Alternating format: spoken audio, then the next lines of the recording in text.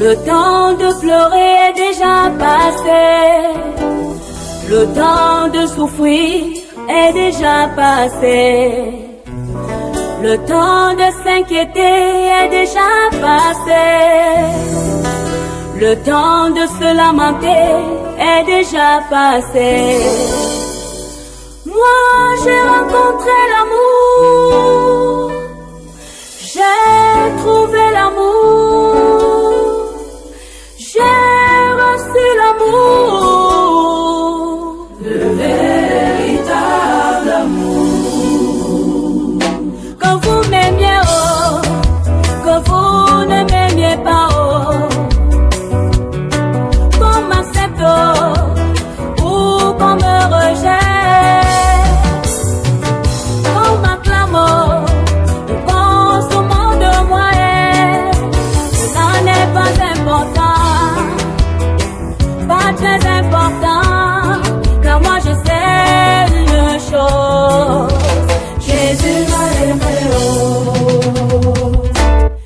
Bonjour bien-aimés, soyez les bienvenus à cette heure de méditation. Un moment avec Jésus est un moment de louange et d'adoration. Un moment avec Jésus est un moment d'édification et de méditation. Un moment avec Jésus est un moment de prière et d'intercession. Un moment avec Jésus est un moment de puissance et de délivrance. Que tu sois dans ton lieu de travail, que tu sois dans le taxi, que tu sois dans la maison, que tu sois au marché, ce moment a été organisé pour toi, pour une visite, pour une rencontre dynamique avec ton Seigneur Jésus-Christ. Je suis l'apôtre Georges et pasteur résident de l'Assemblée de Christ, branche des Leveurs. Que le Seigneur te bénisse pendant que tu seras en train d'écouter, en train de vivre, en train de prier et en train de partager la parole de Dieu. Bonne écoute à vous. Bonjour bien-aimés dans le Seigneur, bonjour fidèles auditeurs d'un moment avec Jésus. Quel privilège, quelle joie de vous retrouver si nombreux encore en ce jour et en ce début de mois de mars.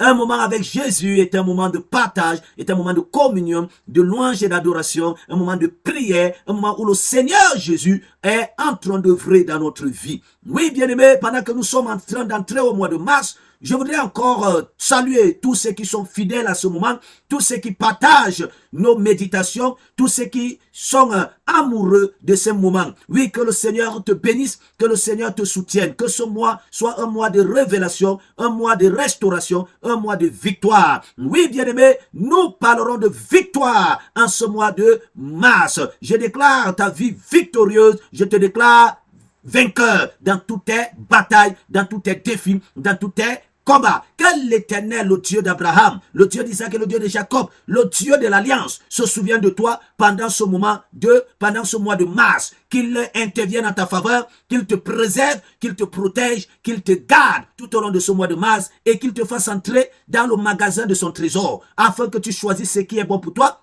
et ce qui va déployer, développer, changer radicalement ta vie. Alléluia. Donc bien aimé, sur ce, si tu es debout ce matin, c'est parce que l'Éternel t'a encore donné la grâce de pouvoir être parmi les vivants. Si tu es en vie, si tu respires, si tu es en santé, c'est une grâce de l'Éternel. Est-ce que tu peux lever ta voix et commencer à rendre grâce à Dieu, rends grâce à Dieu, rends grâce à Dieu. Dis merci au Seigneur, pour tout ce qu'il fait pour toi, pour tout ce qu'il accomplit, pour tout ce qu'il réalise, pour tout ce qu'il t'apporte. Il est celui qui ouvre les portes, il est celui qui les ferme, il est celui qui te soutient, qui te fortifie, il est celui qui t'envoie devant, il est celui qui te guide. Est-ce que tu peux continuer à dire merci Seigneur? Papa, nous te rendons grâce et nous te bénissons, nous te célébrons et nous te magnifions. Papa, je tiens à te dire merci encore particulièrement ce matin pour la grâce que tu me donnes encore de voir le mois de mars. Merci encore Père de ce que tu nous as permis d'entrer, oh Dieu, en ce troisième mois pour les humains. Mais selon toi, c'est le premier mois de l'année. Oui, Papa, nous voulons te dire merci. Nous voulons te rendre grâce, nous voulons te bénir. Papa, en ce matin encore, oh Dieu, lorsque nous nous souvenons que c'est toi qui nous as préservés tout au long de cette nuit, lorsque nous voyons, oh Dieu, que plusieurs ne pourront peut-être même pas se lever ce matin,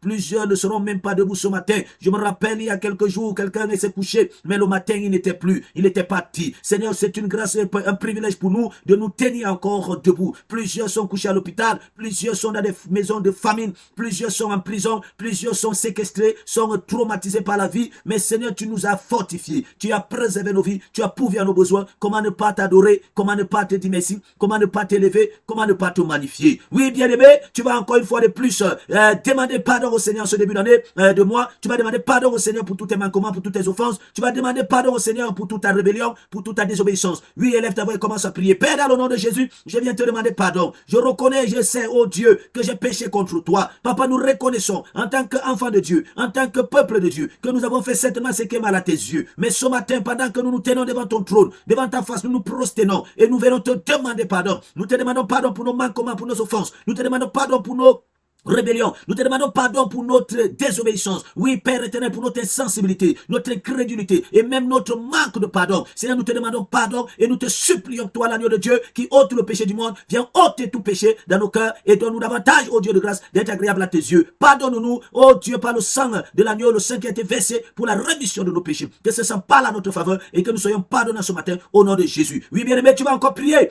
Tu vas encore demander au Saint-Esprit de prendre le contrôle de ce moment. Tu vas demander au Saint-Esprit de te rendre ministère, de te toucher, de ne pas te laisser quitter, Seigneur, comme tu es venu. Père, dans le nom de Jésus, nous prions. Répands ton esprit. Répands davantage ton esprit. Saint-Esprit de Dieu, manifeste-toi encore en ce matin, pendant que nous sommes en ce lieu, pendant que nous sommes assis devant la face de notre Seigneur, pendant que nous répondons oui à ce rendez-vous. Saint-Esprit, touche-nous, rends-nous ministère, manifeste-toi, guide-nous, conduis-nous et donne-nous de marcher selon ta parole, donne-nous de marcher selon ta voix, afin de ne pas accomplir les œuvres de la chair. Saint-Esprit de Dieu, il est écrit, ceux qui sont conduits par toi sont appelés fils du Très-Haut. Parce que nous sommes appelés fils du Très-Haut, alors nous voulons être conduits par toi en ce jour. Conduis-nous pendant ce moment, dirige-nous, prends le total contrôle de nos vies, rends-nous ministère, illumine les yeux de nos cœurs, fais tomber les écailles, fais tomber le voile, fais tomber l'obscurité au devant de nous, et que ta lumière nous éclaire, pour que nous avançons dans la joie, dans la paix, au nom de Jésus de Nazareth. Encore ce matin, oh Saint-Esprit, je prie, touche mon frère de la tête jusqu'à la plante de son pied, touche nos cœurs,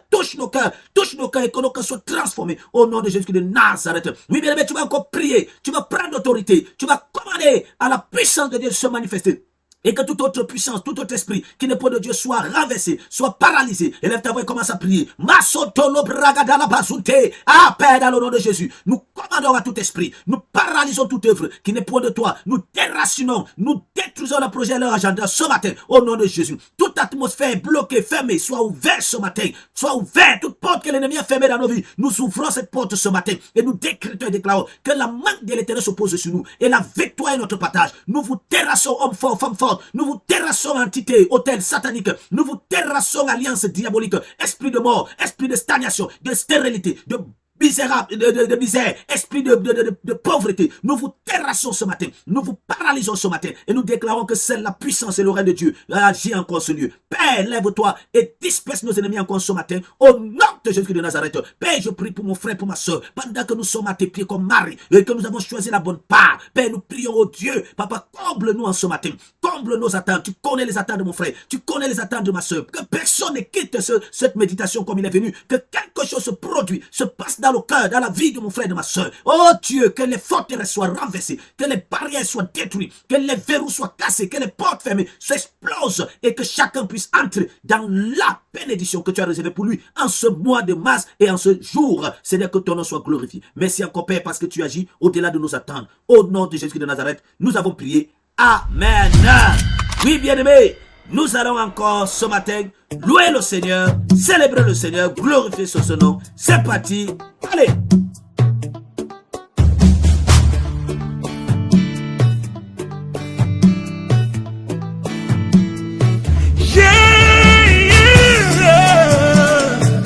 He has given me victory. Oh, my God has given me victory. He has given me victory. Oh, all the days of my life I praise you. Everything that I have now you gave to me, Baba. Lord, I say for your love I'm grateful. Yes, you love me plenty, you came to die for me. Jehovah Rapha, Jehovah Nissi, I am that I am. Ooh. Oh, I searched around, there's no one else like you. Lion of Judah, you're the man in battle. God has given me victory. He has given me victory. He has given me victory. God has given me victory. God has given me victory. He has given me victory. He has given me victory. Hallelujah. Hallelujah. Hallelujah. Hallelujah.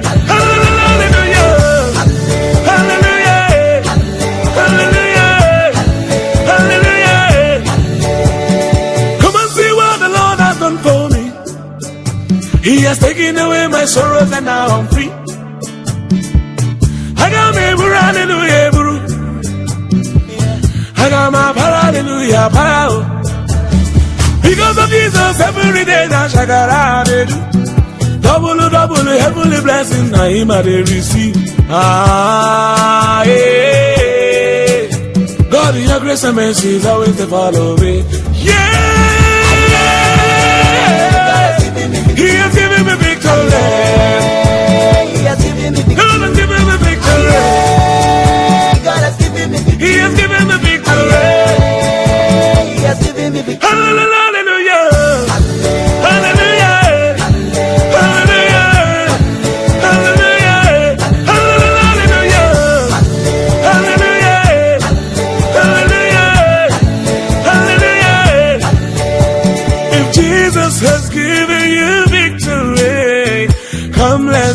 Let's give him praises now. If Jesus has given you victory, come let's dance, let's give him praises now. Because of Jesus, every day now shakara they do. Double, heavenly blessings now him I they receive. Ah, yeah. God in your grace and mercy is always to follow. Yeah. God has given me victory. He has given me victory. Almighty Father has given me victory. He has given me victory. He has given me victory. Hallelujah. Hallelujah. Hallelujah. Hallelujah. Hallelujah. Hallelujah. Hallelujah. Because of Jesus, every day now shakara they do. Double, heavenly blessings that him I they receive. Ah, yeah. God, your grace and mercy is always to follow me.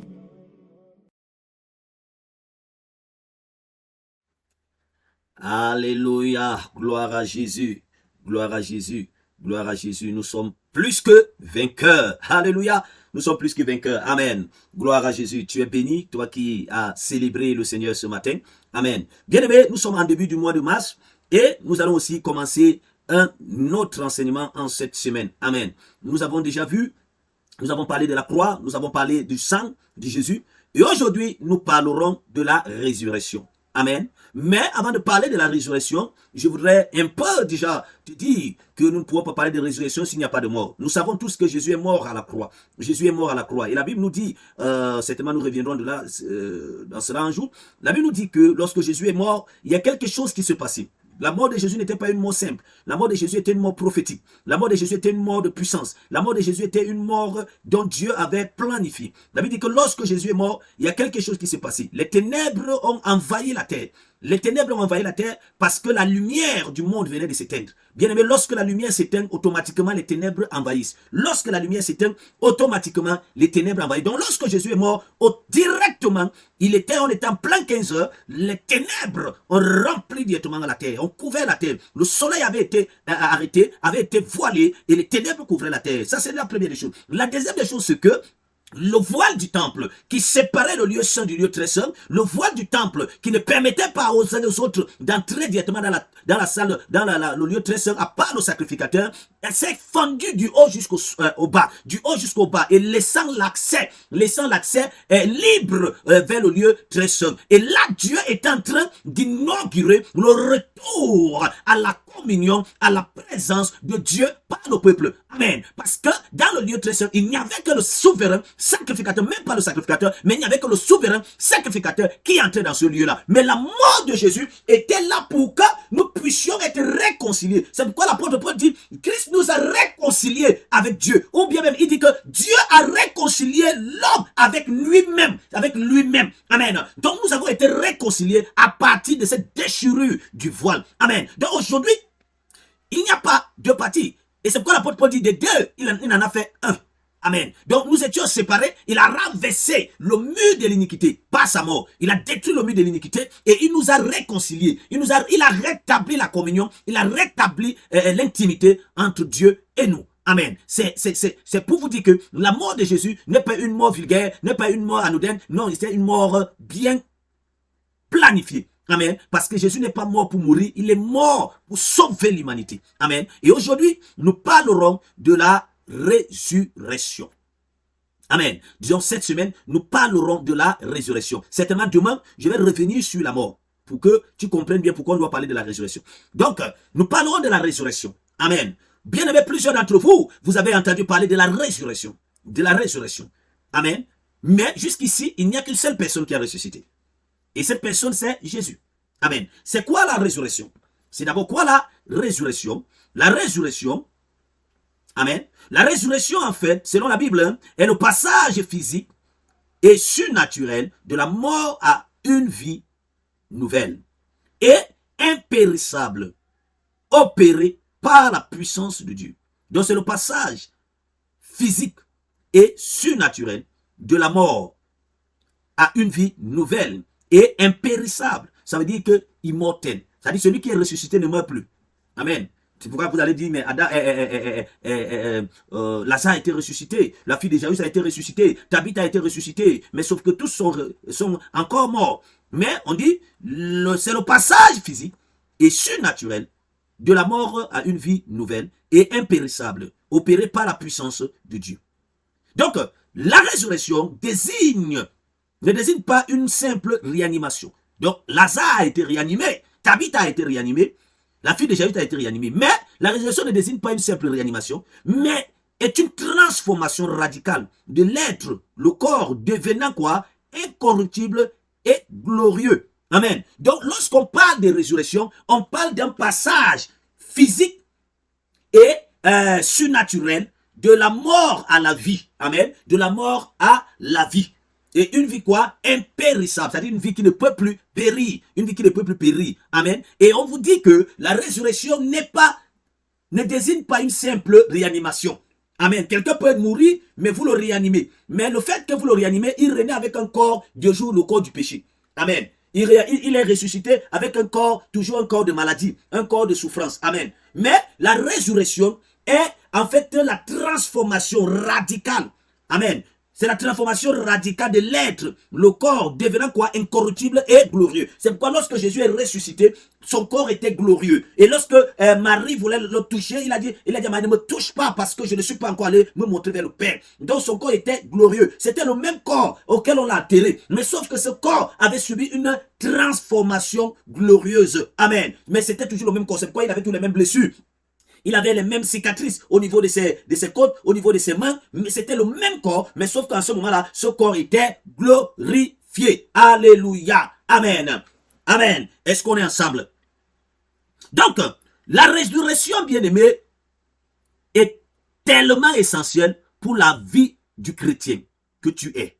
Donc, la résurrection est un événement tellement essentiel parce que c'est la résurrection de Jésus qui donne un sens à notre vie. C'est la résurrection de Jésus qui donne un sens à notre vie. Amen. Qui donne un sens à notre vie. Sinon, sans résurrection, la foi chrétienne ne sert à rien. La foi chrétienne ne sert à rien. Je vais lire rapidement. 1 Corinthiens chapitre 15, verset 15. On commence au verset 15 ou même on peut commencer... Donc, commençons même au verset 12. Au verset 12. Bon, il va aller au verset 11, rapidement. Ainsi donc, que ce soit moi, que ce soit eux, voilà ce que nous prêchons. Et c'est ce que vous avez cru.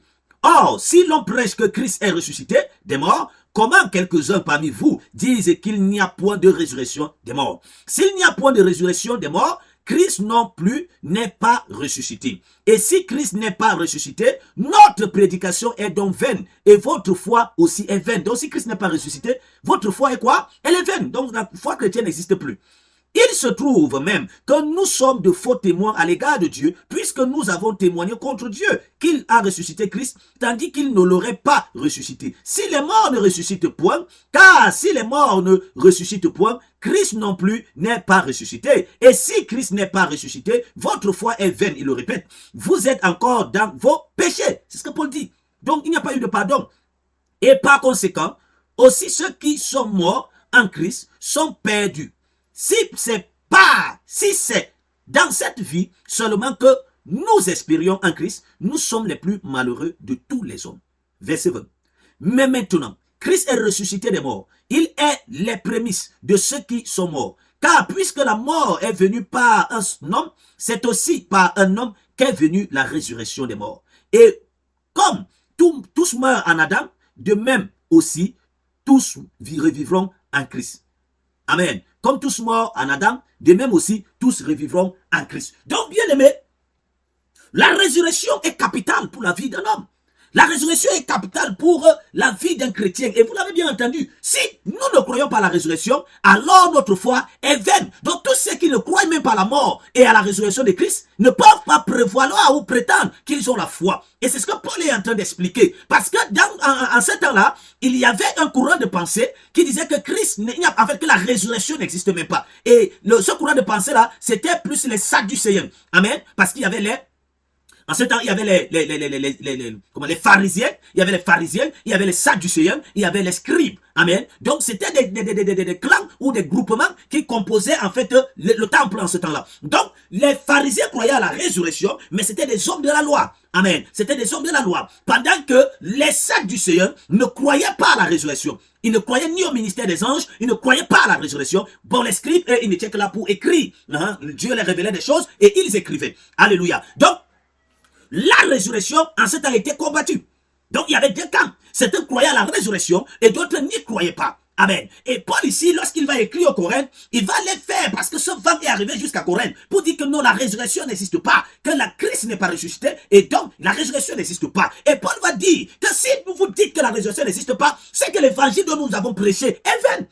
Amen. C'est que l'évangile que nous avons annoncé n'a pas de puissance. Parce que la puissance de notre évangile repose sur deux piliers. C'est-à-dire la mort et la résurrection de Christ. Amen. Notre vie chrétienne repose sur deux fondations, qui est la mort et la résurrection de Christ. C'est pourquoi nous sommes allés samedi baptiser les gens. Et le baptême symbolise la mort et la résurrection de Christ. Donc il n'y a pas de vie chrétienne sans mort. Il n'y a pas de vie chrétienne sans résurrection. Bien-aimé, je suis en train de te parler ce matin. Là où tu m'écoutes, si tu n'as pas connu la mort et si tu n'as pas connu la résurrection, tu n'es pas chrétien. Alléluia. Tu n'es pas chrétien. La mort, la Bible nous dit que la mort est entrée du moment où Adam avait péché. Et la Bible dit que par un seul homme, la mort est entrée et elle s'est répandue parmi tous les hommes. La mort est entrée.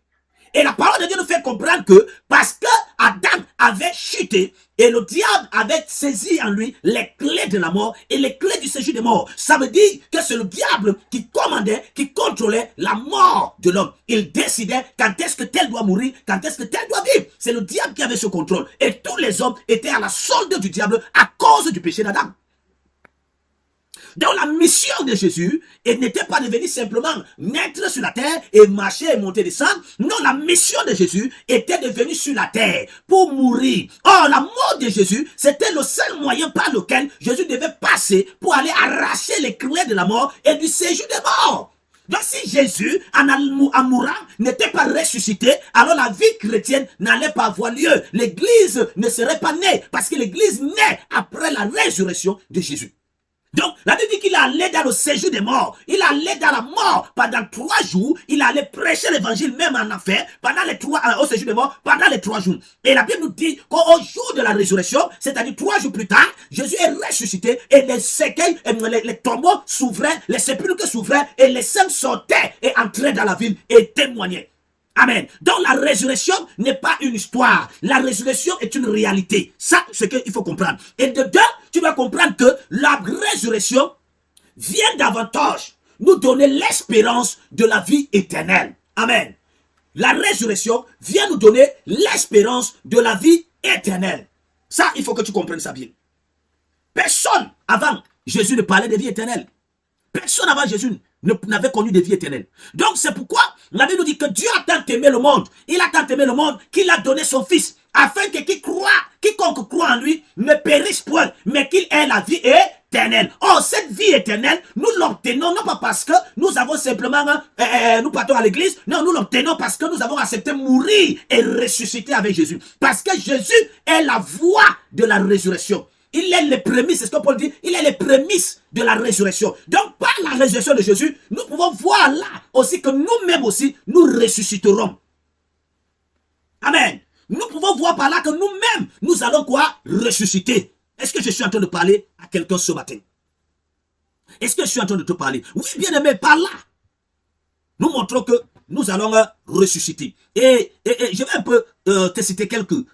La résurrection de Jésus-Christ est le premier d'entre les morts. Donc ça dit Jésus est le premier né d'entre les morts qui est ressuscité. Amen. Et c'est pourquoi pour plusieurs qui sont en train de préparer, puisque certains sont entrés dans le carême pour préparer la Pâque. Et c'est au jour de la Pâque. La Pâque n'est pas la résurrection de Jésus. C'est au jour de la Pâque que Jésus est ressuscité. Parce que la Pâque existait déjà avant. Au jour de la Pâque, Jésus est ressuscité. Donc cet événement est fondamental, bien aimé, pour ta foi. Pourquoi? Parce que ça vient sceller ta victoire sur le péché et sur la mort. Donc la résurrection de Christ vient sceller ta victoire sur le péché et sur la mort. Amen. Et c'est pourquoi Paul pouvait dire, oh mort, où est ton aiguillon? Oh mort, où est ta force? Car la force de la mort ou l'aiguillon de la mort, c'est le péché. Mais Jésus, en mourant et en ressuscitant, a vaincu le péché, a vaincu la mort. Donc bien aimé, ce matin, tu ne peux pas me dire que non, je n'arrive pas à vaincre ce péché. Tu ne peux pas me dire que je n'arrive pas à me séparer de ce péché. Je n'arrive pas à me séparer de l'orgueil. Je n'arrive pas à me séparer de l'hypocrisie. Je n'arrive pas à me séparer des querelles, des divisions, de l'animosité. Non, tu ne peux pas me le dire. Parce que celui qui est mort et ressuscité a vaincu le péché, a vaincu la mort. Tu es mort et tu es ressuscité en Christ. Alors tu as vaincu le péché, tu as vaincu cette malédiction, tu as vaincu cette maladie, tu as vaincu ce problème, tu l'as vaincu, bien-aimé. Il faut que tu croies en cela, il faut que tu le saches. Celui qui est mort et qui est ressuscité en Christ, parce que la Bible nous dit, nous sommes morts en Christ et nous sommes ressuscités en Christ. Alors, tu as vaincu la mort, tu as vaincu le péché. Amen. Donc la mort et la résurrection de Christ impliquent une restauration totale de ta communion avec Dieu. Une restauration totale.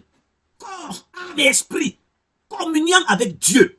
Puisque la Bible nous dit que nous avons été séparés de Dieu. Nous étions privés de Dieu. Mais par la mort et la résurrection de Christ, nous avons été réconciliés avec Dieu. Donc, une restauration. Je suis en train de te dire quoi? Lorsque Jésus est mort et ressuscité, la résurrection de Jésus nous réintroduit dans le conseil de Dieu, nous réintroduit dans la présence de Dieu, nous réintroduit dans la gloire de Dieu. Les choses que tu ne pouvais plus avoir parce que tu étais mort dans le péché, les choses que tu ne pouvais plus avoir à cause de ta distance, à cause de ton éloignement, à cause de ta séparation de Dieu. La mort et la résurrection de Jésus te ramènent dans la jouissance de ces choses-là, te ramène dans la plénitude de ces choses-là. Oui, bien-aimé, peut-être la maladie était devenue ton partage, parce que la santé n'était plus avec toi, la santé est avec Dieu, la richesse est avec Dieu, le bonheur est avec Dieu, la paix, la joie est avec Dieu, mais parce qu'on était séparés, parce qu'on était éloignés de ces choses-là, mais la mort et la résurrection de Christ viennent nous réintroduire dans ces choses-là, viennent nous ramener dans ces choses-là, dans ce qu'on avait perdu là. La mort et la résurrection de Christ nous ramènent à cela. Ce qu'on avait perdu nous a été restauré. Je suis en train de dire à quelqu'un, parce que tu avais perdu ces choses, parce que tu avais perdu cet héritage, parce que tu avais perdu cette promesse, mais la mort et la résurrection de Christ te restaure ces choses que tu avais perdues. Tu récupères cela, tu reprends cela au nom de Jésus de Nazareth. Amen. Tu ne peux pas, bien-aimé, continuer à vivre comme si Jésus n'était pas mort et ressuscité. Tu ne peux pas continuer à vivre comme si Jésus n'avait pas payé le prix. Donc la mort et la vie apportent la restauration totale. Tout ce que tu avais perdu là, Adam avait perdu là, nous avons été restaurés en cela par la mort et la résurrection de Christ. Amen. Donc, la mort et la résurrection de Christ aussi nous donnent quoi? L'espérance. Parce que c'est un gage de l'espérance de la vie éternelle. Amen. Oui, bien-aimé.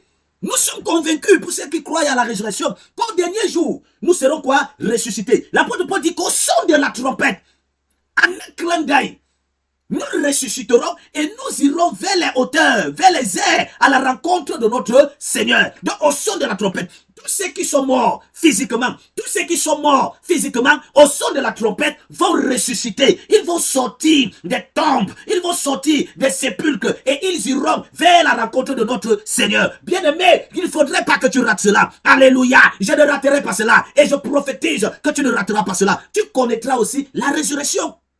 C'est pourquoi nous n'avons pas peur de la mort. Alléluia. C'est pourquoi, bien-aimés, nous n'avons pas peur de la mort. L'apôtre Paul dit, la mort m'est un gain. Alléluia. Christ c'est ma vie et la mort m'est un gain. Nous n'avons pas peur. La mort est un paiement. La mort est un passage qui nous amène d'un monde à un autre monde. Oui, bien-aimés, pour que nous puissions ressusciter, il faille que nous mourions. Si tu veux ressusciter, il faut que tu meurs. Mais il faut que tu meurs dans le Seigneur. Ne meurs pas dans tes propres choses. Ne meurs pas dans ta propre vie. Parce que sinon, tu ne ressusciteras pas pour aller vers le Seigneur, mais tu ressusciteras pour le dernier jour ou pour le jugement. Amen. Parce que le méchant va ressusciter aussi. Le sorcier va ressusciter. Mais ils vont ressusciter pourquoi? Pas pour aller dans les airs avec le Seigneur, mais pour le jugement. Amen. Mais je prophétise et je déclare. Pendant que tu es en train de vivre la vie de Christ, pendant que tu es en train de t'identifier à Christ dans sa mort et dans sa résurrection, tu connaîtras la résurrection pour vivre l'éternité avec Jésus. Amen. Oui, bien-aimé. Donc la mort est un gage, et la résurrection est un gage de notre vie future, de notre éternité. Amen. Oui. Et la résurrection de Jésus nous démontre par là que Jésus reviendra. Amen. Alléluia. Alléluia. Oui, bien-aimé. Ce matin, je voudrais vraiment que tu comprennes cela. Que la résurrection est très importante dans la vie du chrétien. Très importante. Il faut que tu comprennes l'affaire là très très bien. C'est très important. Donc la résurrection de Christ est la démonstration ultime du pouvoir et de l'amour de Dieu. Elle est l'accomplissement des prophéties et des promesses que Dieu a faites tout au long de l'ancienne alliance. Amen, oui. Donc la résurrection de Christ est la démonstration ultime du pouvoir et de l'amour de Dieu. La résurrection est l'accomplissement des prophéties et des promesses que Dieu a faites tout au long de l'ancienne alliance. Tout au long de l'ancienne alliance, on parle de ça. Donc la résurrection de Christ valide les affirmations de Jésus d'être le Fils de Dieu et le Messie. Amen. Oui, tu dois comprendre ça. Donc ce qui fait que la résurrection aussi de Christ nous assure quoi? Nous assure que le sacrifice de Christ sur la croix a été accepté par Dieu. Donc si Jésus n'avait pas ressuscité, ça veut dire que le sacrifice n'avait pas été approuvé. Mais le fait que Jésus ait ressuscité, ça nous montre par là que le sacrifice de Jésus a été accepté comme paiement pour nos péchés. Donc c'est pour cela que nous avons été réconciliés avec Dieu. Amen. Nous avons été réconciliés avec Dieu. C'est ça la foi, bien-aimé. Et tu dois comprendre que la résurrection nous donne également l'espoir pour l'avenir, car elle nous garantit notre propre résurrection. Ça veut dire, quand je regarde la résurrection de Christ, je sais aussi que moi-même je vais ressusciter. Parce que spirituellement déjà, Dieu nous a ressuscités avec lui. C'est pourquoi nous ne vivons pas nous n'allons pas vivre la résurrection seulement quand nous serons morts, mais nous la vivons déjà. Parce que nous l'avons fait au travers du baptême. Amen. Nous sommes morts et nous sommes ressuscités. Donc nous sommes déjà en train de vivre la résurrection. Maintenant, celle que nous vivrons plus tard, c'est celle qui se passera de manière physique. Mais de manière spirituelle, nous avons été ressuscités. Puisque la Bible nous dit, nous avons été enterrés avec Christ et nous sommes aussi ressuscités avec lui et nous sommes assis dans les lieux célestes avec lui. Donc, tu dois comprendre que la mort ne signifie pas la fin pour nous. Mais la mort signifie simplement une séparation temporelle entre les hommes et Dieu. Donc nos proches et Dieu. Donc la mort, c'est simplement une séparation temporelle. Amen. Oui, tu dois comprendre ça. Donc, c'est pourquoi nous n'avons pas peur de la mort, comme je le disais. Nous n'avons pas peur de la mort parce que nous pouvons affronter la mort avec confiance, avec paix. Parce que ce n'est pas la fin. Parce que nous savons que nous ressusciterons en une nouvelle vie. Nous ressusciterons comme Jésus a été ressuscité. C'est un espoir, bien-aimé, qui nous permet également de vivre avec un but et un sens, sachant que nos vies ont une signification éternelle et que tout ce que nous faisons pour le royaume de Dieu sera récompensé. C'est pourquoi nous nous attachons à Dieu, c'est pourquoi nous aimons le Seigneur, parce que nous savons que nos vies ont une signification. Nous mourrons, mais nous ressusciterons aussi pour que Dieu puisse nous récompenser. Donc tu dois comprendre aussi, bien-aimé, que la résurrection, elle est importante. Amen, pour ta vie. Donc nous allons nous arrêter là et nous parlerons demain. Je vais un peu toucher la mort et je vais revenir sur ce que nous donne la résurrection de Christ. Amen. Ce matin, j'ai voulu simplement que tu comprennes le sens de la résurrection. Amen. Élève tes mains, je vais prier. Père, dans le nom de Jésus, je prie pour ton peuple. Seigneur, nous te sommes infiniment reconnaissants pour la parole qui est sortie. Nous te sommes infiniment reconnaissants pour ce message dont nous croyons au Dieu de grâce que ça a une très grande portée, une portée spirituelle, une portée éternelle. Je prie que chacun qui a écouté ou qui écoute ce message puisse, au Dieu de grâce, recevoir l'éclaircissement, la révélation attachée à la résurrection de Jésus. Oui, Père, nous sommes morts par nos offenses. Nous sommes morts avec Christ par le baptême et nous sommes ressuscités avec Christ par le baptême. Père, nous ne sommes plus esclaves du péché, nous ne sommes plus esclaves de la mort, nous ne sommes plus esclaves de la malédiction parce que nous sommes morts en cela, mais nous sommes ressuscités en nouveauté de vie. Alors je prie que toute malédiction, que toute maladie, que toute souffrance, misère, que toute mort, que tout péché qui nous enveloppait si facilement soit paralysé, soit détruit, soit neutralisé, soit calciné, réduit ensemble au nom de Jésus. Père, nous n'avons plus peur de la mort parce que la vie est manifestée à nous par la résurrection. La parole de Dieu nous dit, Christ a vaincu la mort et le séjour des morts. Je déclare ce matin, oh Dieu, parce que Christ vit en nous, nous avons vaincu la mort, nous avons vaincu le séjour des morts. Nous n'avons plus peur de la mort, nous n'avons plus peur de la mort. Nous affrontons la mort avec confiance et avec paix parce que nous avons la victoire sur la mort et ses œuvres au nom de Jésus de Nazareth. Oh Dieu, parce que nous sommes ressuscités avec Christ, nous avons l'espérance d'une vie éternelle. Nous avons l'espérance d'un futur meilleur. Nous avons l'espérance de la victoire acquise à la croix par Jésus-Christ qui nous concerne au nom de Jésus. Je déclare mon frère et ma soeur victorieux. Je déclare mon frère et ma soeur vainqueur du péché, vainqueur de cette malédiction, vainqueur des hommes forts, vainqueur du malheur, de la misère, vainqueur de la mort au nom de Jésus de Nazareth. Que la main de l'Éternel te rende ministère ce matin.